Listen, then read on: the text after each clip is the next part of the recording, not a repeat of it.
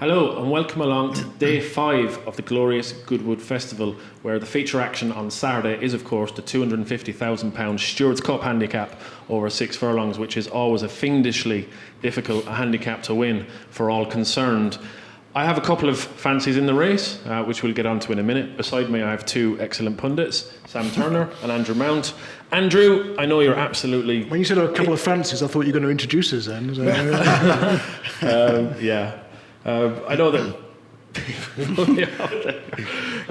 You've killed him, Andrew. He's killed me. Yeah, this race was odd last year because 26, 30 runners, whatever it was, nothing got into it. It seemed like front two. Gifted Master from stall 25, close to the stand side, but still more, sort of centre of the track. Cut it out with just another bottle, a 5 furlong horse. He was the first one off the list. He'll never stay 6, and he's got to be the short nut in the end. And there's a few in that race who ran well from off the pace that I was quite interested again this year. I mean, Growl was best of the hold-up horses, but he doesn't win very often. But I certainly wouldn't put he always gets placed in this, though. Exactly, I certainly wouldn't put you off him back in and place only. He must be 7 or 8 now. Yeah, he's been 4th twice and 3rd last year. I think he's going to be 8 years old this year from New York. Age is no barrier to success. No, I agree. Andrew's living proof. Having tried to play football the other week, I say it definitely is. But yeah, George Bowen, 5th last year, a stablemate of Growl, another Richard Fahey mate, second best of those ridden patiently. He's been a bit in and out since, but he's well handicapped as a result. £6 lower this time out from running so well against the bias in the race last year. Hated the soft ground last time, didn't he? In Hamilton. So I think there's some mileage in that if the ground's sort of good or faster for George Bowen. But there's plenty of chances. Vanbrugh was 10th in the Woking and we did well on the far side. And Charlie Hills has been talking that one up recently as well. Lost a shoe and probably failed to handle the track at Chester last time out. And Charlie Hills has got previous in this race as well. So I'd take George Bowen over Vanbrugh at this stage. But again, draw-wise, probably middle. Even put the forecast up there for you. Probably middle or low, but we'll get some clues with the Stewards Cup consolation race, which is the first race on Saturday's card. Yeah, which brings me to a filly called Shimmering Dawn, who's actually running the day that we're recording this in a listed race at Naas, and if she wins that, she'll incur a £6 penalty, which might get her into the Stewards Cup off a featherweight. But as things stand, she's about 76th on the handicap list, and she might not get in. But she's around 16 or 20 to 1. So she is relatively fancied, Shimmering Dawn, and she's a very progressive filly. So I'd be really interested in her if she does get in. If not, she might go for that consolation race. Raucous, another one as well, owned by Mr. Tom Morley. Quite a classy performance at Yarmouth last time out. I thought he beat Heartstopper, came out and won. Heartstopper won again since, albeit at a much lower level, because Raucous was 4th at 50 to 1 in the Woking. And I spoke to Tom after that, and he said that with more pace, in his part of the track, he might have been a little bit closer. And another thing about Raucous is he's won at Goodwood before, so we know that he likes the track. There's no hiding places from his mark of 106 under his £6 penalty. And Kieran Fallon will probably ride, and he's been in fantastic form of late. I think he's taken over as the lead apprentice now, hasn't he? But yeah, he'll probably take the ride as well, and at around about 33 to 1 as things stand, I think Raucous would be a decent shout. The other one is about a 50 to 1 shot as things stand. Arecibo, he's number 31 in the weights for David Amara. He won nicely over 5 furlongs at Ayr 2 starts back, and wasn't given too hard a time at Ripon when he was beaten over 6 furlongs last time out. He's progressed with every run, and Arecibo, he's likely to get into the race. He's unexposed, he's progressive, and he's a big price. So that's 3 against the field for me: Shimmering Dawn, Raucous and Arecibo.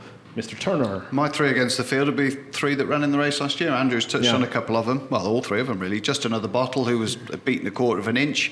I thought it was quite an extraordinary performance, really. I mean, he actually showed so much pace that he got past Gifted Master and just got sort of outstayed. Gifted Master just saw the 6 furlongs out a little bit better. Thanks for reminding me. But I think his whole campaign, he's run at York a couple of times over 5 or 6 furlongs. I think it's just been designed around coming back for this race. And Declan Carroll's enjoying probably one of the better seasons that he's had of late. Pretty steady increase on the volume of his winners. Growl obviously turns up for the gig again.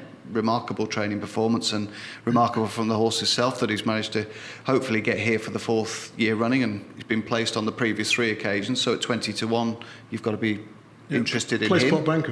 Place spot banker. And George Bowen, who, as we touched on, didn't really enjoy Hamilton last time. He'd won the Scottish Stewards Cup prior to coming into this race. He was a 12-1 chance for this race last year.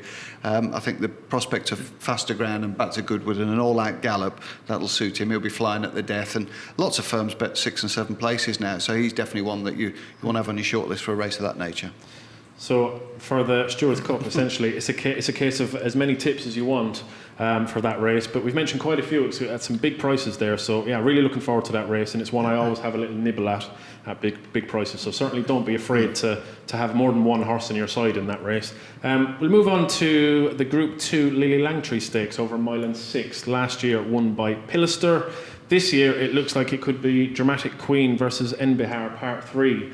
As things stand, they're one apiece. What about Starcatcher? Is she not going to go for it? Do we know? Most likely to go to France, so they said. But I mean, John Gosden can have an about turn, can't he? So shame, because I was prepared to take her on, because I know she won well at the Curragh, but another front-running round course Curragh winner.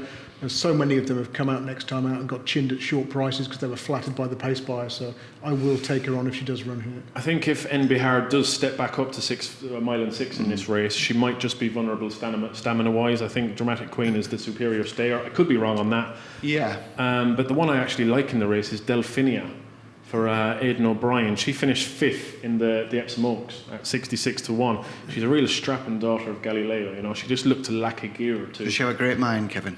Huh? Does she have a great mind? A great mind, yes, she does. Yeah, Rishi.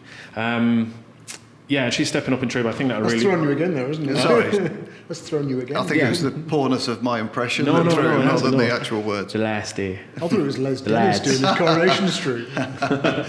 One for older listeners. No, I know what you're saying. I mean, she's had a lighter campaign, hasn't she, than many of these. They've been sort of beating their heads against a brick wall, the likes of Enbihar and Dramatic Queen, beating each other up a number of times. I really like Enbihar, but I'm just not sure she's a stayer. I could be wrong on that. Well, she got worried out a bit at York, didn't she, early season? But she does like this track, whereas Dramatic Queen isn't quite so proven on a venue like this. Yeah, I think Delphinia certainly is the elephant in the room as she goes to it, because she's open to progression over 1.6 miles. Mountie, any? Yeah, just some of the supporting races. There's the 225 and 1.6 handicap. Typical Mark Johnson benefit. He's had a placed horse in each of the last 4 years. So if you're place potting, look to that yard first of all. And the maiden as well. Good maiden, 7 furlong maiden here that DXB won 2 years ago on his debut, and no winners scored above odds of 6-1. So you often get a nice type introduced here. So follow the market. So Mark Johnson's won it twice in the last few years. And the apprentice handicap, the 525, 9 furlongs. They often go like the clappers, and you get a result. So you're looking for a sort of hold-up horse drawn sort of middle to low who can creep into it. And Scott McCullough gave Mick Shannon's winner a very good ride last year. I'm pretty sure Mark Johnson's won that race as well with horses that have run earlier on in the week. Right. He's backed up, which is something that he does do a little bit, isn't he? Yeah. Double entries at this week. So that's just about it then for the final day of Glorious Goodwood. The Stewards Cup, obviously the feature attraction of the day. We've mentioned quite a few horses for that race. Really looking forward to seeing how it all plays out on the final day at Glorious Goodwood.